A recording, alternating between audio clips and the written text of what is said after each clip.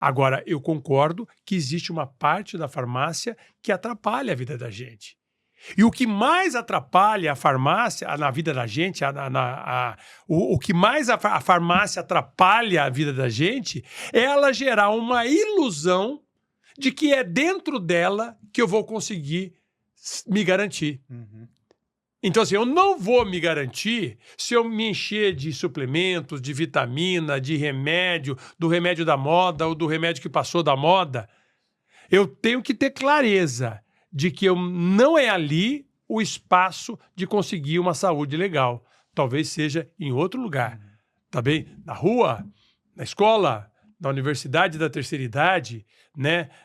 Na casa de amigos, né? Em festas, ou estudando, né? Acompanhando o Conversaria Pod, não é verdade? Não é verdade? Isso tudo faz com que o neurônio fique mais ligado. Então, é desse jeito e não dentro da farmácia. Você está assistindo a um corte do Conversaria Podcast. Dê o like, dê o hype e se inscreva no nosso canal. E além disso, a gente tá com uma parceria com o Léo Knorr, que inclusive é o nosso personal. A gente tem um link na descrição que é um forms para você preencher e participar da consultoria dele. Ele vai te dar uma prescrição de treinos personalizados. Além disso, ele vai te dar sugestões de alimentos que você pode utilizar para te auxiliar nesse processo de emagrecimento. Então corre no link da descrição e preenche o forms agora mesmo. Uma coisa muito comum que todo mundo percebe, né, é que as pessoas idosas, não a maioria, mas a grande porcentagem, chega no final da vida ali entupida de remédio, né? Teve uma hora no bate-papo que você falou que eu digo. Teve uma hora no bate-papo que você falou que, beleza, os super idosos, eles chegam ali nos 93, mas assim, filé, né? Com a cabeça boa e com o corpo bom. Você chegar ali nos 95, 98 anos, mas entupido de remédio, também pode ser considerado um super idoso ou não? Sim, ó, você está colocando uma coisa muito importante que a geriatria se debruça há muito tempo: a polifarmácia. Polifarmácia é um problema. É um problema. Você imagina que de cada 5 pessoas idosas internadas hoje, uma está lá por conta do uso inadequado de algum remédio? Então você veja que usar remédio para o indivíduo que é vulnerável é muito difícil. E você vê que as pessoas não estão nem aí, né? Começam a usar, porque daí tem a automedicação, tem os médicos que ficam empurrando remédio para todo mundo, vendendo remédio caro, tá certo? Então existe essa polifarmácia, é uma realidade. E a gente aumenta de acordo com a idade, sem dúvida nenhuma. Só que tem alguns remédios que são importantes, né? Eu diria que se eu tenho, por exemplo, um risco de osteoporose, vamos pensar uma pessoa de 95 anos, que nem a Fernanda Montenegro, que tem osteoporose, se ela trata isso, ela evita a fratura. Se ela tem, por exemplo, uma pressão alterada, se ela trata, ela evita um pequeno AVC. Se ela tem uma glicemia muito aumentada, ela pode estar melhorando. Eu posso ser um super idoso, mas portador de uma depressão, eu tenho que tratar essa depressão. Então eu digo que existe uma parte da farmácia, da polifarmácia, que nos ajuda. Agora, eu concordo que existe uma parte da farmácia que atrapalha a vida da gente.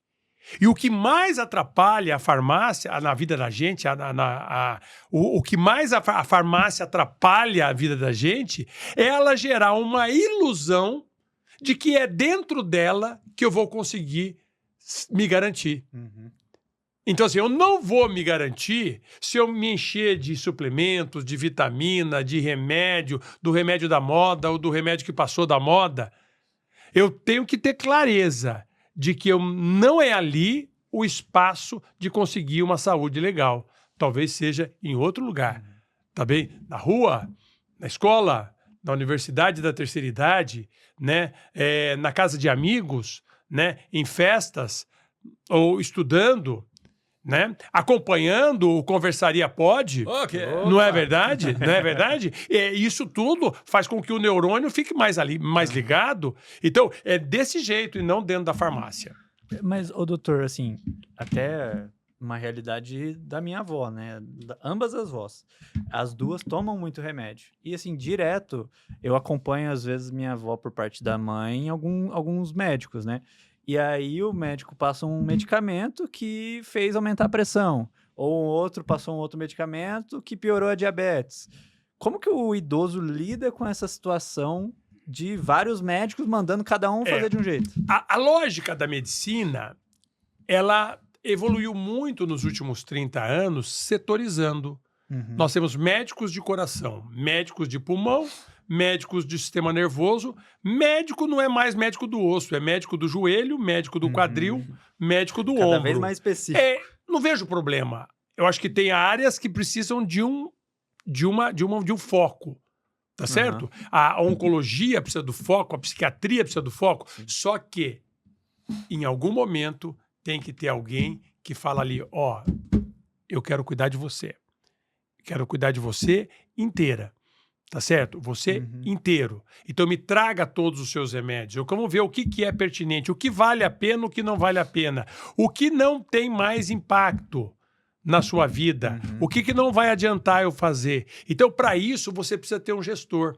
A geriatria, ela serve para isso. A geriatria, o conceito da geriatria é isso, é uma abordagem integral daquele indivíduo idoso.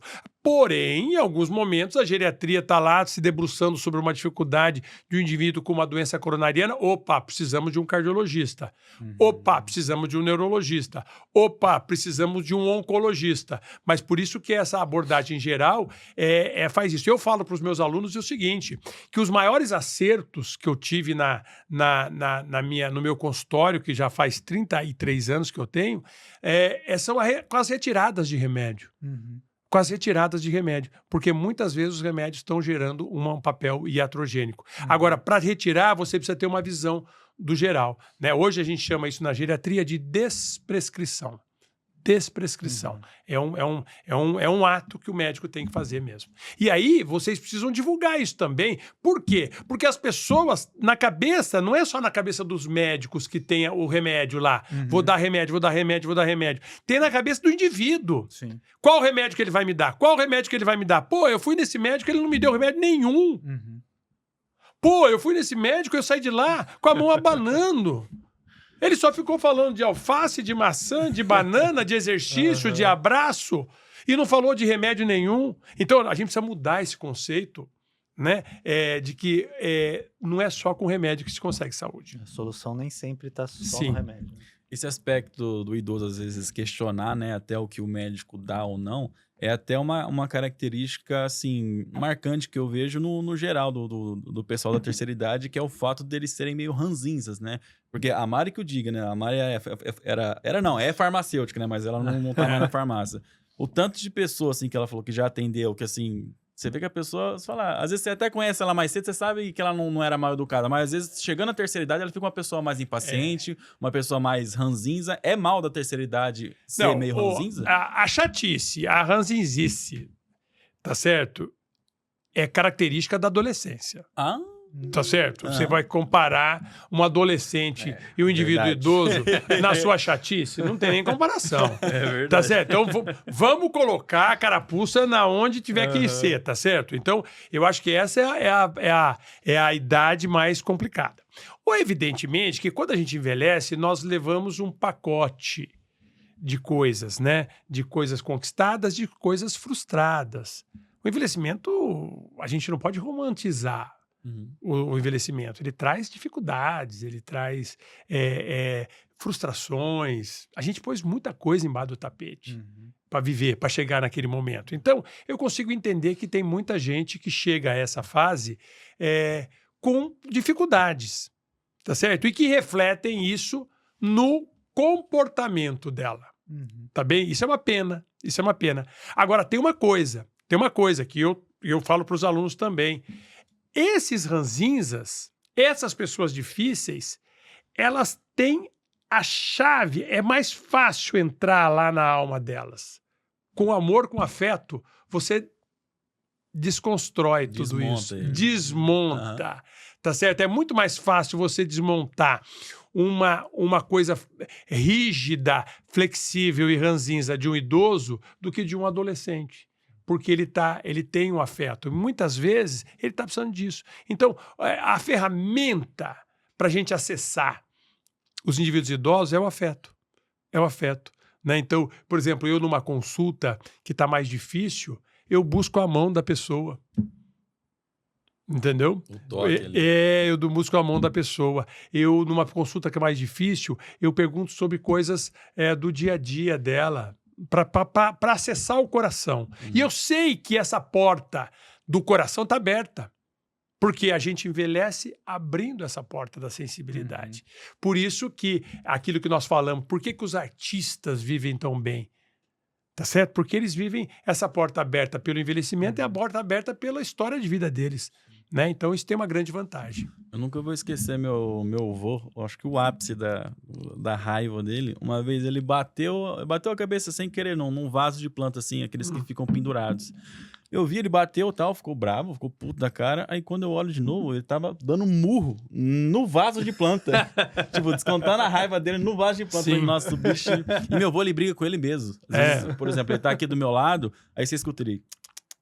E conversando sozinho, brigando com ele mesmo, e reclamando das coisas, fala, nossa, vô, relaxa, calma. Aí vem a questão do afeto que você falou. Ô, vô, calma, muda de assunto, dá um abraço e tal. Aí você vê que ele desmonta mesmo. Que meu vô é o típico bruto, rústico e sistemático. Isso. Só que também é aquele que quando, por exemplo, chega minha noiva perto dele, ele se abre assim, exatamente. Ele dá um sorriso. Então, porque para você acessar essa parte afetuosa aí do indivíduo idoso que eu falo, só você vê isso. Não, existe isso. Só que tem uma capa mais endurecida. Para você acessar, você tem que usar a arma do afeto. Não é verdade? É a arma do afeto. Você pode ver que isso é a grande estratégia, né? O que mais funciona. É. Não tem jeito. Ô, doutor, agora vamos mudar a carta, né? Vamos.